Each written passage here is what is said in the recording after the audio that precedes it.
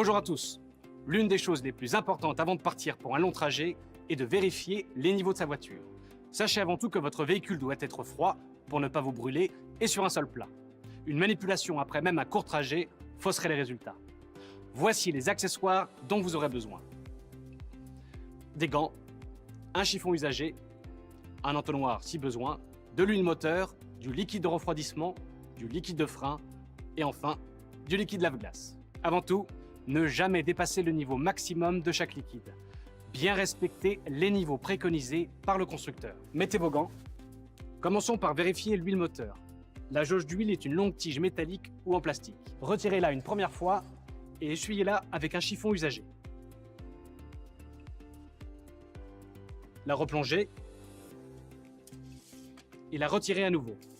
La tige doit être nappée d'huile jusqu'au-dessus du premier repère, idéalement entre les deux. Si le niveau d'huile est insuffisant, ouvrez le bouchon d'huile moteur, reconnaissable par ce dessin.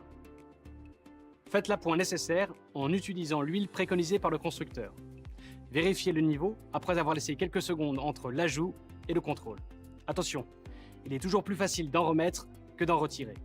Un niveau d'huile supérieur à la limite maximum risque d'occasionner de graves problèmes mécaniques. Vérifions maintenant le liquide de refroidissement. Le réservoir transparent est situé en général à gauche du réservoir d'huile.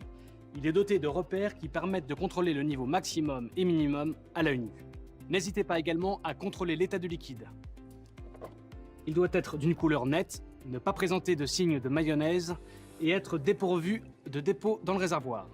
Si c'est le cas, il faut prévoir un nettoyage du système de refroidissement. Une visite dans votre centre Autorodie le plus proche est alors urgente, car il s'agit d'huile mélangée au liquide de refroidissement. Passons au liquide de frein.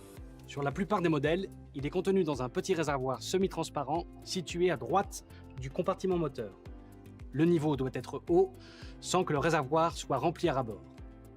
Examinez l'intérieur du réservoir pour contrôler l'état du liquide. Légèrement jaune, il doit être transparent et ne pas présenter d'impuretés. Dans le cas inverse, une purge est nécessaire. Attention, le liquide de frein est corrosif. Il faut donc éviter tout contact avec la peau et procéder avec soin pour ne pas en mettre sur la carrosserie. Il est préconisé de le changer régulièrement car il se charge en humidité. Si votre niveau de liquide de frein est insuffisant, c'est le signe d'une fuite. Nous vous conseillons dans ce cas de vous rendre dans votre centre Autorodie le plus proche. Et enfin, nous pouvons passer au contrôle du liquide lave-glace. Il est généralement placé dans un grand réservoir semi-transparent.